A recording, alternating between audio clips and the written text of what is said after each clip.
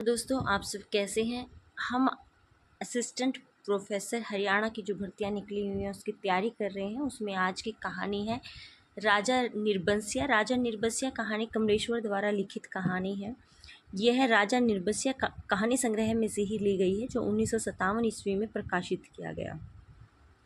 चलिए शुरू करते हैं। कहानी निर्बंसिया। राजा निर्बंसिया थे, माँ कहानी सुनाया करती थी। लेखक की माँ उसको कहानी सुनाया करती थी कि एक राजा थे जिनका नाम था निर्बंसिया। उनके आसपास ही 4-5 बच्चे अपनी मुट्ठियों में फूल दबाए कहानी समाप्त होने पर गौरों पर चढ़ाने के लिए उत्सुक से बैठे रहते थे। फूल लेकर बच्चे कहानियाँ सुनते थे। आटे का सुंदर सा चौक पूरा होता, उसी चौक पर मिट्टी की 6 गौरें रखी जाती, जिसमें से ऊपर वाली की बिंदिया और सिंदूर लगता, बाकी 5 नीचे दबी पूजा ग्रहण करती रहती। यानी कहानी सुनाने का भी एक सलीका था। बड़े अच्छे से चौक पूज के गोरे रख के उन बच्चे फूल हाथ में लेकर कहानियाँ सुनते थे। और दीपक की बाती स्थिर सी जलती रहती और मंगल घट रखा रहता, यानी दीपक भी जलाया जाता था और कलश में पानी भरकर भी रखा जाता था, जिस पर रोली से सथिया बनाया जाता। सथिया यानी स्वास्तिक बनाया जाता। सभी बैठे बच्चों के मुख पर फूल चढ़ाने की उतावली की जगह कहानी सुनने की सहज स्थिरता उभर आती। वो सहज स्थिर होकर कहानी सुनने के लिए बैठे रहते। एक राजा निर्बंसिया था, माँ सुनाया करती थी। उनके राज में बड़ी खुशहाली थी। सब वर्ण के लोग अपना अपना काम काज देखते थे। कोई दुखी नहीं दिखाई पड़ता था। राजा की एक लक्ष्मी सी रानी थी, चंद्रमा सी सुंदर और राजा को बहुत प्यारी। राजा राजकाज देखते सुंदर सुख से रानी के महल में रहते। राजा कहाँ रहते थे? महल में रहते थे। चंद्रमा जैसी सुंदर बहुत प्यारी उनकी रानी थी।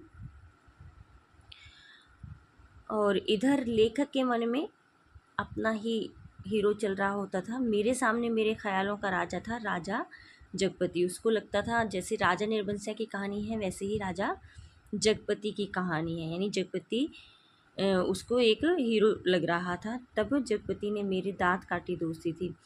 एक्चुअली में ये था ये इसका दोस्त ही था। ये अपने दोस्त की कहानी बता रहा है।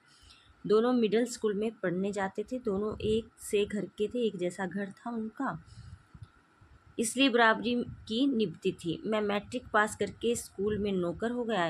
लेखक ने क्या किया, ये क्वेश्चन यहाँ से बन सकता है कि लेखक ने कहाँ तक पढ़ाई की थी। मैट्रिक पास की थी लेखक ने, और कहाँ काम क्या था उसका, एक स्कूल में वह है नौकर हो गया। और जगपति कस्बे के वकील के यहाँ मुहर्रिर हो गए। ये भी इम्पोर्टेंट है। वकील के यहाँ मुहर्रिर यानी मुंशी हो गया था। कौन हो गया था? जगपति। और उसका जो दोस्त यानी लेखक था वो स्कूल में नौकर हो गया था। जिस साल जगपति मुहर्रिर हुआ उसी वर्ष पास के गांव में उसकी शादी हुई, पर ऐसी हुई कि लोगों ने तमाशा बना देना चाहा। लड़की वालों को कुछ विश्वास था कि शादी के बाद लड़की की विदा नहीं होगी। उनको लगा कि शादी के बाद लड़की को विदा नहीं करते, अभी ब्याह कर देते हैं लेकिन विदा नहीं करेंगे। ब्याह हो जाएगा और 7वीं भावर तब पड़ेगी जब पहली विदा की सायत होगी, यानी जब विदा करेंगे तभी 7वीं भावर भी होगी, तभी लड़की अपने ससुराल जाएगी। जगपति की पत्नी थोड़ी बहुत पढ़ी लिखी थी, पर घर की लीक को कौन मेटे। पढ़ी लिखी जरूर थी लेकिन घर वालों के विपरीत नहीं चल सकती थी। बारात बिना बहू के वापस आ गई। लड़के वालों ने तय कर लिया कि अब जगपति की शादी कहीं और कर दी जाएगी, चाहे कानी लूली से हो, पर लड़की अब घर में नहीं आएगी, वह लड़की जिससे शादी हुई थी। लेकिन साल ख़त्म होते होते सब ठीक भी हो गया। माफ़ी मांग ली और जगपति की पत्नी अपनी ससुराल आ गई। एक साल ख़त्म होते होते जगपति को जैसे सब कुछ मिल गया और सास ने बहू की बलाइयाँ लेकर घर की सब चाबियाँ सौंप दी। गृहस्थी का ढंग बार समझा दिया। जगपति की माँ न जाने कब से आस लगाई बैठी थी। उन्होंने आराम की सांस ली। पूजा पाठ में समय कटने लगा। दोपहरियाँ दूसरे घरों में आंगन में बीतने लगी, पर सांस का रोग था उन्हें। सो एक दिन उन्होंने अपनी अंतिम घड़ियाँ गिनते हुए चंदा को पास बुलाकर समझाया था, बेटा जगपति बड़े लाड़ प्यार का पला है। जब से तुम्हारे ससुर नहीं रहे तब से इसके छोटे छोटे हठ पूरा करती रही हूँ, अब तुम ध्यान रखना। फिर रुककर उन्होंने कहा था, जगपति किसी लायक हुआ तो रिश्तेदारों की आंखों में करकने लगा।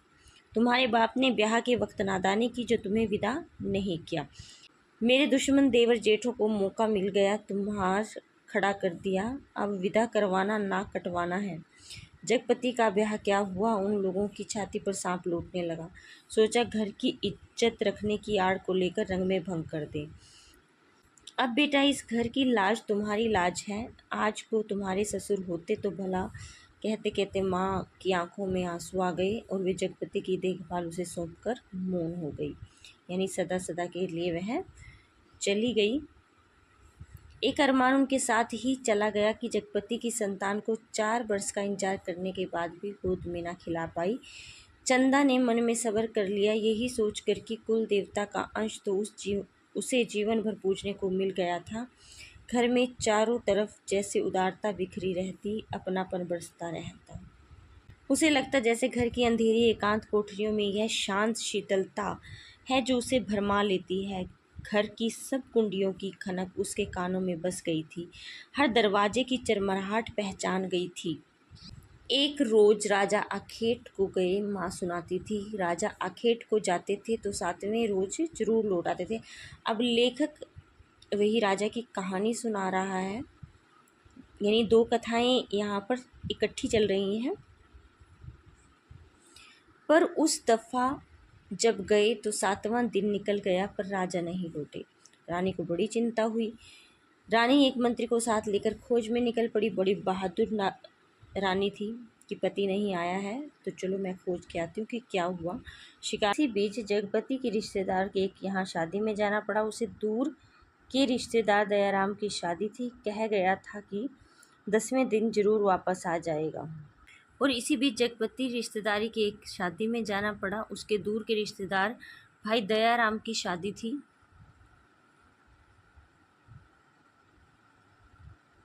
कह गया था कि 10वें दिन जरूर वापस आ जाएगा, पर 6ठे दिन खबर मिली कि बारात घर लौटने का समय दयाराम के घर डाका पड़ गया। अब यहाँ पे एक पात्र आ जाता है दयाराम, ये ध्यान रखना है। डाका किसके घर पड़ा था? दयाराम के। किसी मुखाबिर ने सारी खबरें पहुंचा दी कि लड़की वालों ने दयाराम के घर सोने चांदी से पाट दिया है। आखिर पुश्तैनी जमींदार की इकलौती लड़की थी। घर आए मेहमान लगभग विदा हो चुके थे। दूसरे रोज जगपति भी चलने वाला था, पर उसी रात को डाका पड़ गया। जवान आदमी भला खून मानता है। डाके वालों ने जब बंदूक चलाई तो उसकी घिक्की बंद गई, पर जगपति तो सबकी घिक्की बंद गई, पर जगपति और दयाराम ने छाती ठोककर लाठियां उठा ली। घर में कोहराम मच गया। फिर सन्नाटा छा गया। डाके वाले बराबर गोलियां दाग रहे थे। बाहर का दरवाजा टूट गया, पर जगपति ने हिम्मत बढ़ाते हुए हाँक लगाई, ये हवाई बंदूकें इन ठेल पिलाई लाठियों का मुकाबला नहीं कर पाएंगी जवानों। पर दरवाजे तरतर टूटते रहे। अंत में एक गोली जगपति की जांघ को पार करती हुई दूसरी जांघ के ऊपर कुल्ले में समा गई। चंदा रोती कलपती मनोतियाँ मानती जब वहां पहुंची तो जगपति अस्पताल में था। दयाराम के थोड़ी चोट आई थी। उसे अस्पताल में छुट्टी मिल गई थी। जगपति की देखभाल के लिए वहीं अस्पतालों में मरीज रिश्तेदारों के लिए यहाँ वहीं में चंदा को रुकना पड़ा। कस्बे के अस्पताल में दयाराम का गांव 4 कोस पड़ता था। दूसरे तीसरे वहां से आदमी आते जाते रहते, जिसको सामान की जरूरत होती पहुंचा देते। पर धीरे धीरे उन लोगों ने खबर लेना छोड़ दिया। एक दिन ठीक होने वाले घाव तो था नहीं कि एक दिन में ठीक हो जाता। चोट ज़्यादा लगी थी। जांघ की हड्डी चटक गई थी और कुल्ले में ऑपरेशन से 6 इंच गहरा घाव हुआ था। ये प्रश्न भी पूछा जाता है, घाव कितना गहरा था? 6 इंच। कस्बे का अस्पताल था। कंपाउंडर ही मरीजों की देखभाल रखते। बड़ा डॉक्टर तो नाम के लिए था, कस्बे के बड़े आदमियों के लिए था। यानी जब बड़े आदमी आते थे अस्पताल में तो ही आता था। छोटे लोगों के लिए तो कंपाउंडर साहब ही ईश्वर के अवतार थे। यानी इलाज कौन करते थे? कंपाउंडर साहब ही उनका इलाज करते थे, बड़ा डॉक्टर नहीं आता था। छोटी सी इमारत में अस्पताल आबाद था। रोगियों को सिर्फ 6-7 खाटें थी। मरीजों के कमरे में दवा बनाने का एक कमरा था। उसी में एक और आराम कुर्सी थी और एक नीची सी मेज। उसी कुर्सी पर बड़ा डॉक्टर आकर कभी कभार बैठता था, नहीं तो बच्चन सिंह कंपाउंडर का नाम है बच्चन सिंह। जमे रहते। अस्पताल में या तो फौजदारी के शहीद आते या गिर गिरा के हाथ पैर तोड़ लेने वाले एक आध लोग। छठे छमासे कोई औरत दिख गई तो दिख गई, जैसे उन्हें कोई रोग घेरता ही नहीं था। यानी औरतें आती ही नहीं थी अस्पताल में, घर की दवाइयों से ही ठीक हो जाती थी, घर पर ही कोई नुस्खा कर लेती थी, नहीं तो कभी हॉस्पिटल नहीं आती थी। कभी कोई बीमार पड़ती तो घर वाले हाल बता के, और अगर पड़ती भी तो क्या करते, 8-10 रोज की दवा एक साथ ले जाते, फिर उसके जीने मरने की खबर तक न मिलती, ठीक हो जाती थी ऐसी बेचारी। उस दिन बच्चन सिंह जगपति के घाव की पट्टी बदलने आया। उसके आने पर पट्टी खोलने के लिए ऐसी लापरवाही थी जैसे गलत बंदी पगड़ी को ठीक बांधने के लिए खोल रहा हो। चंदा उसकी कुर्सी के पास ही सांस रोके खड़ी थी। वह और रोगियों से बात करता जा रहा था। इधर मिनट भर को देखता, फिर जैसे अभ्यस्त उसके हाथ अपना काम करने लगते। पट्टी एक जगह खून से चिपक गई। जगपति बुरी तरह करहा उठा। चंदा के मुख से चीख निकल गई। बच्चन सिंह ने सतर्क होकर देखा तो चंदा मुख में धोती का पल्ला घुसे अपनी भयतुर आवाज दबाने की चेष्टा कर रही थी। जगपति एक बार की मछली सा तड़प रहा था, तड़प कर रह गया। बच्चन सिंह की उंगलियां थोड़ी सी थरथराई। उसकी बाह पर टप से चंदा का आंसू चू पड़ा। बच्चन सिंह सिहर सा गया। उसके हाथों की अभ्यस्त निठुराई को जैसे किसी मानवीय कोमलता ने धीरे से छू लिया। थोड़ा सा बच्चन सिंह को लगा कि उसके अंदर भी एक इंसान जिंदा है। कोमलता से उसने छू लिया। आहों कराहों, दर्द भरी चीखों और चटकते शरीर के जिस वातावरण में रहते हुए बिल्कुल अलग रहता था, फोड़ों को पके आम सा दबा देता, खाल को आलू सा छील देता, उसके मन में जिस दर्द का एहसास उठ गया था वह उसे आज फिर हुआ, और वह बच्चे की तरह फूंक फूंक कर पट्टी का नम करके खोलने लगा। चंदा की धीरे से निगाह उठाकर देखते हुए फुसफुसाया, रोगी की हिम्मत टूट जाती है ऐसे। पर जैसे यह कहते कहते उसका मन खुद अपनी बात से उचट गया। वह यह बेपरवाही तो चीख और कराहों की एक रास्ता से उसे मिली थी, रोगी की हिम्मत बढ़ाने की कर्तव्य निष्ठा से नहीं। यानी वह झूठ बोल रहा था कि वह रोगी को परवाह करता है। जब तक वह घाव की मरहम पट्टी करता रहा तब तक किन्हीं दो आंखों की करुणा उसे घेरे रही, और हाथ धोते समय चंदा की उन चूड़ियों से भरी कलाइयों को बेझिझक देखता रहा जो अपनी खुशी उससे मांग रही थी। चंदा पानी डालती जा रही थी। बच्चन सिंह हाथ धोते धोते उसकी कलाइयों, हथेलियों, पैरों को देखता जा रहा था। दवा खाने की ओर जाते हुए उसने चंदा को हाथ के इशारे से बुलाकर कहा, दिल छोटा मत करना, जांग का घाव है, 10 रोज में भर जाएगा।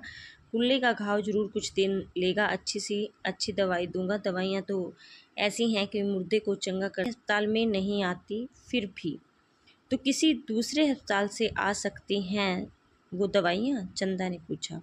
चंदा को भी एक उम्मीद लगी। आ तो सकती हैं, पर मरीज को अपना पैसा खर्चना पड़ता है उसमें, बच्चन सिंह ने कहा। चंदा चुप रह गई तो बच्चन सिंह ने मुंह से अनायास ही निकल पड़ा, किसी चीज़ की ज़रूरत हो तो मुझे बताना। रही दवाइयाँ सो कहीं ना कहीं इंतजाम करके ला दूंगा, महकमे से मंगाएंगे तो आते महीनों लग जाएंगे, शहर के डॉक्टर से मंगवा दूंगा।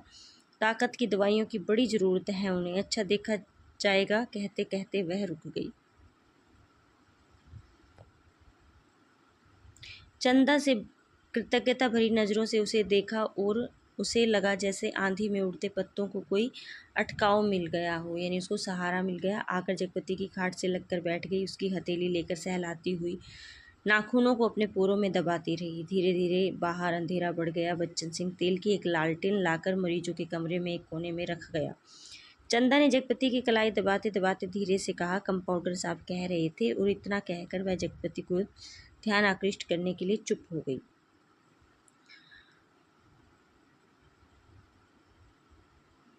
जगपति ने पूछा, क्या कह रहे थे? जगपति ने अनमने स्वर में बोला, कुछ ताकत की दवाइयाँ तुम्हारे लिए ज़रूरी हैं, मैं जानता हूँ, पर देखो चंदा, चादर के बराबर ही पैर फैलाए जा सकते हैं, तुम्हारी औकात इन दवाइयों की नहीं है। औकात आदमी की देखी जाती है, पैसे की तुम तो देखा जाएगा। कंपाउंडर साहब इंतजाम कर देंगे, उनसे कहूँगी मैं। अब चंदा को तो था कि मेरे पति जल्दी ठीक हो जाएं, लेकिन जगपति किसी का एहसान नहीं लेना चाहते थे। नहीं चंदा, उधार खाते से मेरा इलाज नहीं होगा, चाहे 1 के 4 दिन लग जाएं। इसमें तो तुम नहीं जानती, कर्ज कोड़ का रोग होता है। एक बार लगने से तन तो गलता ही है, मन भी रोगी हो जाता है। लेकिन कहते कहते वह रुक गई। जगपति को अपनी बात की टेक रखने के लिए दूसरी ओर मुंह घुमाकर लेटा रहा। उसको लगा कि मैंने जो कह दिया बस अब कह दिया। और तीसरी रोज जगपति के सिरहाने कई ताकत की दवाइयाँ रखी थी और चंदा के ठहरने वाली कोठरी में उसके लेटने के लिए खाट भी पहुंच गई थी। चंदा जब आई तो जगपति के चेहरे पर मानसिक पीड़ा की असंख्य रेखाएं उभर गई, जैसे वह अपनी बीमारी से लड़ने के अलावा स्वयं अपनी आत्मा से भी लड़ रहा है, चंदा की नादानी और स्नेह से भी उलझ रहा है और सबसे ऊपर सहायता करने वाले की दया से जूझ रहा है। यानी वह मना भी नहीं कर पा रहा और इतनी सारी लड़ाइयाँ वो एक साथ लड़ने के लिए जूझ रहा है। चंदा ने देखा तो वह सब सह ना पाई। उसके जी में आया कि कह दे कि आज तक तुमने क्या कभी किसी से उधार पैसे नहीं लिए, पर वह तो खुद तुमने लिए थे और तुमने मेरे सामने स्वीकार नहीं करना पड़ा था, लेकिन लेते झिझक नहीं लगी। पर आज मेरे सामने स्वीकार करते हुए तुम्हारा झूठा पुरुष दिल मिलाकर जाग पड़ा। पर जगपति के मुख पर बिखरी हुई पीड़ा में जिस आदर्श की गहराई थी, वह चंदा के मन में चोर की तरह घुस गई और बड़ी स्वाभाविकता से उसके माथे पर हाथ फेरते हुए कहा, ये दवाइयाँ किसी की मेहरबानी नहीं है, मैंने हाथ का कड़ा बेचने को दे दिया था, उसी में आई हैं, मुझसे पूछा तक नहीं। जगपति ने कहा और जैसे खुद की कमजोरी को दबा गया। कड़ा बेचने से तो अच्छा था कि बच्चन सिंह की दया ही ओढ़ ली जाती। और उसे हल्का सा पछतावा भी था कि नाहक वह रो में बड़ी बड़ी बातें कह जाता है, ज्ञानियों की तरह सीख दे देता है। अब उसको ये अपराध लग रहा था कि क्यों चंदा ने अपना कड़ा बेच दिया, जबकि चंदा ने झूठ कहा था, उसके पुरुष को चोट न लगे इसलिए कहा था। और जब चंदा अंधेरा होते उठकर अपनी कोठरी में सोने के लिए जाने को हुई तो कहते कहते यह बात दबा गई कि बच्चन सिंह ने उसके लिए खाट का इंतज़ाम भी किया है। कमरे से निकली तो सीधी कोठरी में गई। वह हाथ का कड़ा लेकर सीधे दवाखाने की ओर चली, जहां बच्चन सिंह अकेला डॉक्टर की कुर्सी पर आराम से टांगे फैलाए लैंप की पीली रोशनी में लेटा था। जगपति का व्यवहार चंदा को लग गया था और यह भी कि वह क्यों बच्चन सिंह का एहसान अभी से लाद ले। पति के लिए जेवर की कितनी औकात है। वह बेधड़क सी दवाखाने में घुस गई। दिन की पहचान के कारण से कमरे में मेज, कुर्सी, दवाओं की अलमारी की स्थिति का अनुमान था। वैसे कमरा अंधेरा ही पड़ा था, क्योंकि लैंप की रोशनी केवल अपने वृत्त में अधिक प्रकाशवान होकर कोने के अंधेरों को और भी घनीभूत कर रही थी। बच्चन सिंह ने चंदा को घुसते ही पहचान लिया। वह उठकर खड़ा हो गया। चंदा ने भीतर कदम तो रख लिया, पर सहसा सहम गई, जैसे वह किसी अंधेरे कुएं में अपने आप कूद पड़ी हो। ऐसा कुआं जो निरंतर पतला होता गया और जिसमें पानी की गहराई पाताल की परतों तक चली गई हो, जिसमें पड़कर वह नीचे धंसती चली जा रही हो। नीचे अंधेरा, एकांत, घुटन और पाप। बच्चन सिंह अवाक ताकता रह गया और चंदा ऐसे ही वापस लौट पड़ी, जैसे किसी काले पिशाच के पंजों से मुक्ति मिली हो। चली जाती है वापस, बिना कुछ कहे, बिना कुछ सुने। बच्चन सिंह के सामने क्षण भर में सारी परिस्थिति कौंध गई। उसने वहीं से बहुत संयत आवाज में जवान को दबाते हुए जैसे वायु में स्पष्ट ध्वनित कर दिया, चंदा। वह आवाज़ इतनी बेआवाज़ थी कि निरर्थक होते हुए भी इतनी सार्थक थी कि उस खामोशी में अर्थ भर गया। चंदा रुक गई। बच्चन सिंह उसके पास जाकर रुक गया। सामने घना पेड़ स्तब्ध खड़ा था।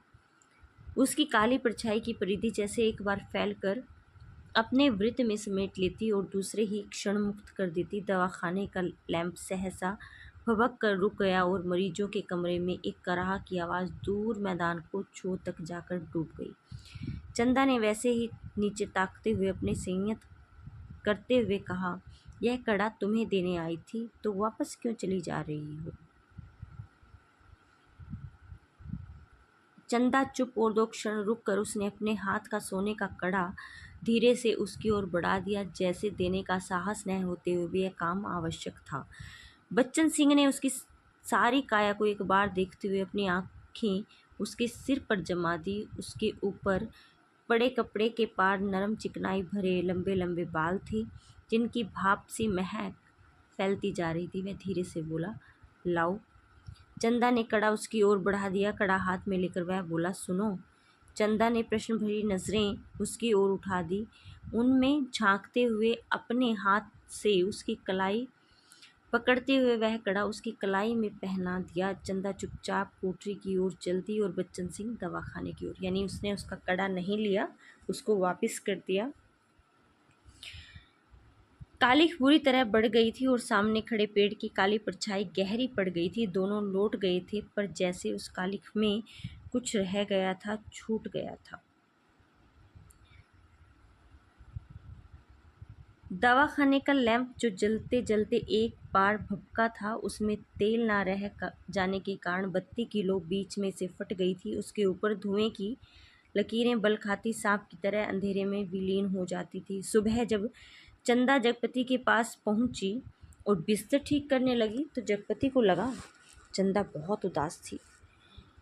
क्षण क्षण में चंदा के मुख पर अनगिनत भाव आ जा रहे थे, जिनमें असमंजस था, पीड़ा थी, निरीहता थी। कोई अदृश्य पाप कर चुकने के बाद हृदय की गहराई से किए गए पश्चाताप जैसी धूमिल चमक।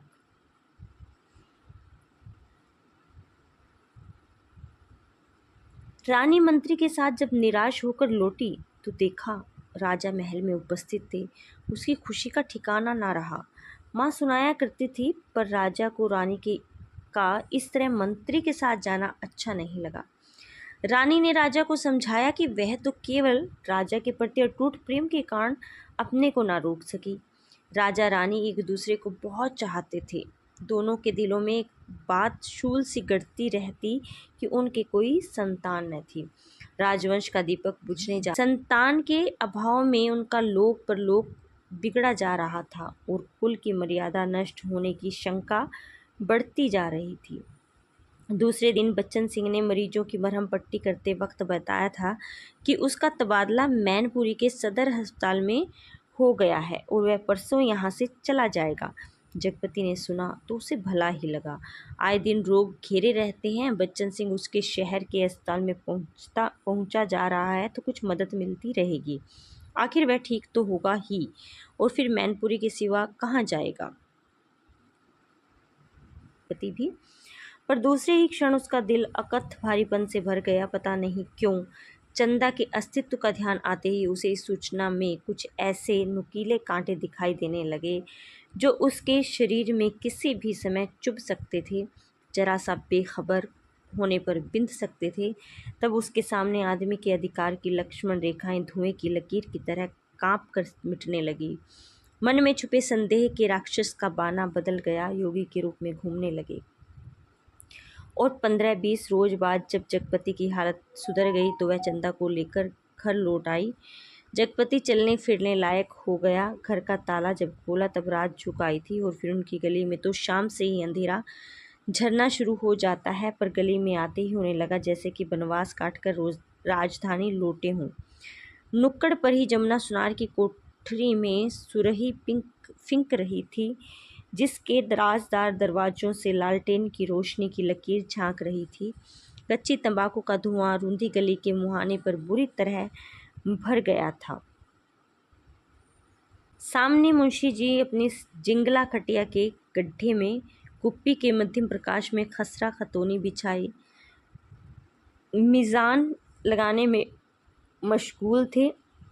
जब जगपति के घर का दरवाज़ा खड़का, तो अंधेरे में उसकी चाची ने अपने जंगले से देखा और बैठे बैठे अपने घर के भीतर ऐलान कर दिया, राजा निर्बंसिया अस्पताल से लौट आए हैं, कुलमा भी आई है। ये शब्द सुनकर घर के अंधेरे परोठे में घुसते ही जगपति हाँप कर बैठ गया। झुंझलाकर चंदा से बोला, अंधेरे में क्या मेरे हाथ पैर तुड़वाओगी? भीतर जाकर लालटेन जला लाओ ना। तेल नहीं होगा इस वक्त, जरा ऐसे ही काम तुम्हारे कभी कुछ नहीं होगा, न तेल न कहते कहते जगपति एकदम चुप रह गया और चंदा को लगा कि आज पहली बार जगपति ने उसके व्यर्थ मातृत्व पर इतनी गहरी चोट कर दी जिसकी गहराई की उसने कभी कल्पना नहीं की थी। दोनों खामोश बिना एक बात किए अंदर चले गए। रात के बढ़ते सन्नाटे में दोनों के सामने दो बातें थी। जगपति के कानों में जैसे कोई व्यंग से कह रहा था, राजा निर्वस्या अस्पताल से आ गए। और चंदा के दिल में यह बात चुभ रही थी, तुम्हारे कभी कुछ नहीं होगा। सिसकती सिसकती चंदा न जाने कब सो गई, पर जगपति की आंखों में नींद न आई। खाट पर पड़े पड़े उसके चारों ओर एक मोहक भयावना सा जाल फैल गया। लेटे लेटे उसे लगा जैसे उसका स्वयं का आकार बहुत क्षीण होता होता बिंदु सा रह गया, पर बिंदु के हाथ थे, पैर थे और दिल की धड़कन थी। का घुटा घुटा सा अंधियारा, मटमैली दीवारें, गहन गुफाओं सी अलमारियां जिनमें से बार बार झांक कर देखता था, वह सिहे उठता था। फिर जैसे सब कुछ तब्दील हो गया, उसे लगा कि उसका आकार बढ़ता जा रहा है, बढ़ता जा रहा है। वह मनुष्य हुआ, लंबा, तगड़ा, तंदुरुस्त पुरुष। उसकी शिराओं में कुछ फूट पड़ने के लिए व्याकुलता से खोल उठा। उसके हाथ शरीर के अनुपात से बहुत लंबे, बड़े, सामने भयानक हो गए। उनके लंबे लंबे नाखून निकल आए। वह राक्षस हुआ, दैत्य हुआ, आदिम बर्बर। और बड़ी तेजी से सारा कमरा एक बारगी चक्कर काट गया। फिर सब धीरे धीरे स्थिर होने लगा। उसकी सांसें ठीक होती जान पड़ी। फिर जैसे बहुत कोशिश करने पर घिघी बन जाने के बाद उसकी आवाज़ फूटी, चंदा। चंदा की नरम सांसों की हल्की सरसराहट कमरे में जान डालने लगी। जगपति अपनी पार्टी का सहारा लेकर झुका, कांपते पैर उसकी जमीन पर रखे चंदा की खाट के पाए से सिर टिकाकर बैठ गया।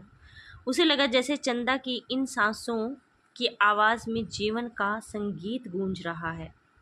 चंदा के मुख पर झुक गया। उस अंधेरे में आंखें गड़ाए गड़ाए जैसे बहुत देर बाद स्वयं चंदा के मुख पर आभा फूटकर अपने आप बिखरने लगी। उसके नक्श उजले हो उठे। जगपति की आंखों को ज्योति मिल गई। वह मुग्ध सा ताकता रहा। चंदा के बिखरे बाल, जिनमें हाल के जन्मे बच्चे के गबुआरे बालों की सी महक, दूध की कंचाइश, शरीर के रस की सी मिठास और स्नेह सी चिकनाहट, वह माथा जिस पर बालों के पास तमाम छोटे छोटे नरम नरम से रोए रेशम से, और उस पर कभी लगाई गई सिंदूरी बिंदी का हल्का मिटा हुआ सा आभास। नन्हे नन्हे निर्द्वंद सोए पलक और उनकी मासूम सी कांटों की तरह बैरोनिया और सांस में घुलकर आती हुई वह आत्मा की निष्कटपट आवाज़ की लय, फूल की पंखुड़ी से पतले होठ, उन पर पड़ती छूती रेखाएं जिनमें सिर्फ दूध सी महक। उसकी आंखों के सामने ममता सी छा गई, केवल ममता, और उसके मुख में अस्फुट शब्द निकल गया, बच्ची।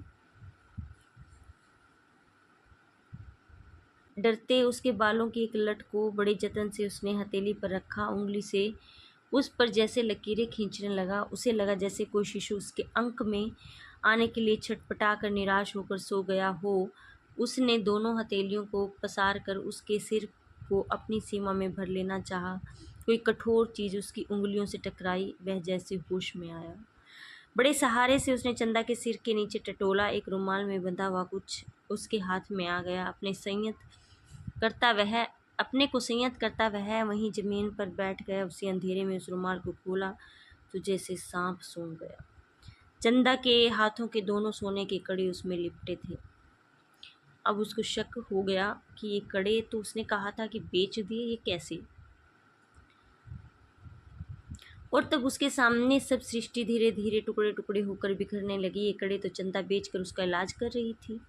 वे सब दवाइयाँ, ताकत के टॉनिक। उसने तो कहा था ये दवाइयाँ किसी की मेहरबानी नहीं है। मैंने हाथ के कड़े बेचने को दे दिए थे, पर उसका गला बुरी तरह सूख गया, ज़बान जैसे तालू से चिपक कर रह गई। उसने चाहा कि चंदा को झकझोर कर उठाए, पर शरीर की शक्ति बह सी गई, रक्त पानी हो गया। थोड़ा संयत हुआ। उसने वे कड़े उसी रुमाल में लपेट कर उसकी खाट के कोने पर रख दिए और बड़ी मुश्किल से अपनी खाट की पाटी पढ़कर लुढ़क गया। चंदा झूठ बोली, पर क्यों? कड़े आज तक छुपाए रही।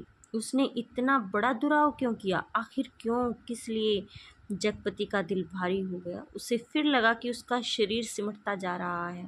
और वह एक सींग का बना ढांचा रह गया, नितांत हल्का तिनके सा, हवा में उड़कर भटकने वाला तिनका सा।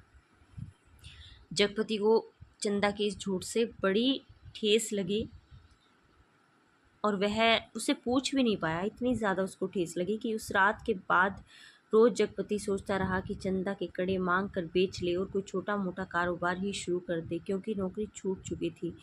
इतने दिन की गैर हाजिरी के बाद वकील साहब ने दूसरा मुहर्रिर रख लिया था। वह रोज़ यही सोचता, जब चंदा सामने आती तो न जाने कैसी असहाय सी उसकी अवस्था हो जाती। उसे लगता जैसे कड़े मांग कर वह चंदा से पत्नीत्व का पद भी छीन लेगा। मातृत्व तो भगवान ने छीन लिया। वह सोचता, आखिर चंदा क्या रह जाएगी। एक स्त्री से यदि पत्नीत्व मातृत्व छीन लिया गया तो उसके जीवन की सार्थकता ही क्या। चंदा के साथ वह यह अन्याय कैसे करे, उससे दूसरी आंख की रोशनी कैसे मांग ले। फिर तो वह नितांत अंधी हो जाएगी। उन कड़ों को मांगने के पीछे जिस इतिहास की आत्मा नंगी हो जाएगी, वैसे कैसे वह उस लज्जा को स्वयं की उधार कर ढांपेगा। और वह उन्हीं ख्यालों में डूबा सुबह से शाम तक इधर उधर काम की टोह में घूमता रहता। किसी से उधार ले पर, किस संपत्ति पर, क्या है उसके पास जिसके आधार पर कोई उसे कुछ देगा। मोहल्ले के लोग जो एक एक पाई पर जान देते हैं, कोई चीज़ खरीदते वक्त भाव के एक पैसा कम मिलने पर मीलों पैदल जाकर एक पैसा बचाते हैं। एक एक पैसे की मसाले की पुड़िया बंधवा कर 11 मर्तबा पैसों का हिस्सा उधार कर मिन्नतें करते सौदा घर लाते हैं। गली में कोई ऊंचे वाला फंस गया तो 2 पैसे की चीज़ को लड़ लड़ कर दाने ज़्यादा पाने की नीयत से 2 जगह बंधवाते हैं। भाव के ज़्यादा फर्क पर घंटों बहस करते हैं। शाम को सड़ी गली तरकारियों को किफ़ायत के कारण लाते हैं। ऐसे लोगों से किस मुँह से मांग कर वह उनकी गरीबी के एहसास पर ठोकर लगाए। पर उस दिन ऐसे लोगों से किस मुँह से मांग कर वह उनकी गरीबी के एहसास पर ठोकर लगाए। पर उस दिन जब वह घर पहुंचा तो बरोठे में एक साइकिल रखी नजर आई। दिमाग पर बहुत जोर डालने के बाद भी वह आगंतुक की कल्पना न कर पाया। भीतर दरवाजे पर जब पहुंचा तो सहसा हंसी की आवाज़ सुनकर ठिठक गया। उस हंसी में एक अजीब सा उन्माद था और उसके बाद चंदा का स्वर, अब आते ही होंगे, बैठिए ना 2 मिनट और अपनी आँख से देख लीजिए और उन्हें समझाते जाइए कि अभी तंदुरुस्ती इस लायक नहीं कि जो दिन भर घूमना बर्दाश्त कर सके। हाँ भाई, कमज़ोरी इतनी जल्दी नहीं मिट सकती। ख्याल नहीं करेंगे तो नुकसान उठाएंगे। कोई पुरुष स्वर था यह। जगपति असमंजस में पड़ गया। एकदम भीतर घुस जाए इसमें क्या हर्ज है। पर जब उसने पैर उठाए तो वे बाहर जा रहे थे। बाहर बरोठे में साइकिल को पकड़ते ही वह सूझ आई। वहीं से अनजान बनता बड़े प्रयत्न से आवाज़ को खोलता चिल्लाया, अरे चंदा, यह साइकिल किसकी है? कौन मेहरबान? चंदा उसकी आवाज़ सुनकर कमरे से बाहर निकलकर जैसे खुशखबरी सुना रही थी, अपने कंपाउंडर साहब आए हैं। खोजते खोजते आज घर का पता पाए हैं, तुम्हारे इंतज़ार में बैठे हैं। कौन? बच्चन सिंह? अच्छा अच्छा, वही तो मैं कहूँ, भला कौन? कहता जगपति पास पहुंचा और बातों में इस तरह उलझ गया जैसे सारी परिस्थिति उसे ने स्वीकार कर ली हो। बच्चन सिंह जब फिर आने की बात कहकर चला गया तो चंदा ने बहुत अपनेपन से जगपति को सामने बात शुरू की। जाने कैसे कैसे आदमी होते हैं। क्यों, क्या हुआ? कैसे होते हैं आदमी? जगपति ने पूछा। इतनी छोटी जान पहचान में तुम मर्दों के घर में रहते घुसकर बैठ सकते हो? तुम तो उल्टे पैरों लौटाओगे। चंदा कहकर जगपति के मुख पर कुछ इच्छित प्रतिक्रिया देख सकने के लिए गहरी निगाहों से ताकने लगी। जगपति ने चंदा की ओर देखा जैसे यह बात कहने की या पूछने की है। फिर बोला, बच्चन सिंह अपनी तरह का आदमी है, अपनी तरह का अकेला होगा। पर कहते कहते चंदा रुक गई। आड़े वक्त काम आने वाला आदमी है, लेकिन उसने फ़ायदा उठा सकना जितना आसान है उतना ना। मेरा मतलब है कि जिससे कुछ लिया जाएगा उसे दिया भी जाएगा। जगपति ने आंखें दीवार पर गड़ाते हुए कहा और चंदा उठकर चली गई। उस दिन के बाद बच्चन सिंह लगभग रोज ही आने जाने लगा। जब जगपति उसके साथ इधर उधर घूमता भी रहता। बच्चन सिंह के साथ जब तक वह रहता अजीब सी घुटन उसके दिल को बांध लेती और तभी जीवन की तमाम विषमताएं भी उसकी निगाहों के सामने उभरने लगती। आखिर वह स्वयं एक आदमी है बेकार। यह माना कि उसके सामने पेट पालने की कोई इतनी विकराल समस्या नहीं। वह भूखों नहीं मर रहा, जाड़े में कांप नहीं रहा, पर उसके 2 हाथ पैर हैं, शरीर का पिंजरा है जो कुछ मांगता है कुछ। और वह सोचता, यह कुछ क्या है सुख, यह कुछ क्या है सुख, शायद हाँ शायद नहीं। वह तो दुख में भी जी सकने का आदी है, अभाव में जीवित रह सकने वाला, अभाव में जीवित रह सकने वाला आश्चर्यजनक कीड़ा है। तो फिर वासना, शायद हाँ शायद नहीं। चंदा का शरीर लेकर उसने उस क्षणिकता को भी देखा। तो फिर धन, शायद हाँ शायद नहीं। उसने धन के लिए अपने को खपाया है, पर वह भी तो अदृश्य प्यास को बुझा नहीं पाया। तो फिर क्या? वह कुछ क्या जो उसकी आत्मा में नासूर सा रिश्ता रहता, अपना उपचार मांगता है। शायद काम, हाँ यही, बिल्कुल यही, जो उसके जीवन की घड़ियों को निपट सोना न छोड़े, जिसमें वह अपनी शक्ति लगा सके, अपना मन डुबो सके, अपने को सार्थक अनुभव कर सके, चाहे उसमें सुख हो या दुख, आरक्षा हो या सुरक्षा, शोषण हो या पोषण। उसे सिर्फ काम चाहिए, करने के लिए कुछ चाहिए। यही तो उसकी प्रकृत आवश्यकता है, पहली और आखिरी मांग है। क्योंकि वह घर में नहीं पैदा हुआ, वह उस घर में नहीं पैदा हुआ जहाँ सिर्फ जबान हिलाकर शासन करने वाले होते हैं। वह उस घर में भी नहीं पैदा हुआ जहाँ सिर्फ मांग कर जीने वाले होते हैं। वह उस घर में हुआ है जो सिर्फ काम करना जानता है, काम ही जिसकी आस है, सिर्फ वह काम चाहता है, काम। एक दिन उसकी काम धाम की समस्या भी हल हो गई। तालाब वाले ऊंचे मैदान के दक्षिण ओर जगपति की लकड़ी की टॉल खुल गई, बोर्ड तक टंग गया। टॉल की जमीन पर लक्ष्मी पूजन भी हो गया, हवन भी हुआ। लकड़ी को कोई कमी नहीं थी। गांव में आने वाली गाड़ियों का इस कारोबार में पैरे हुए आदमियों की मदद से मोल तोल करवा के वहां गिरवा दिया गया। गांठें एक ओर रखी गई, चैलों का चट्टा करीने से लग गया और गुद्दे चिरने के लिए डाल दिए गए। 2-3 गाड़ियों का सौदा करके टाल चालू कर दी गई। भविष्य में स्वयं पेड़ खरीद कर कटाने का तय किया गया। बड़ी बड़ी स्कीमें बनी कि किस तरह जलाने की लकड़ी से बढ़ाते बढ़ाते एक दिन इमारती लकड़ी की कोठी बनेगी, चीरने की नई मशीन लगेगी। कारोबार बढ़ते जाने पर बच्चन सिंह भी नौकरी छोड़कर उसी में लग जाएगा। यानी यह जो काम शुरू हुआ था, यह बच्चन सिंह और जगपति का साझे का काम था।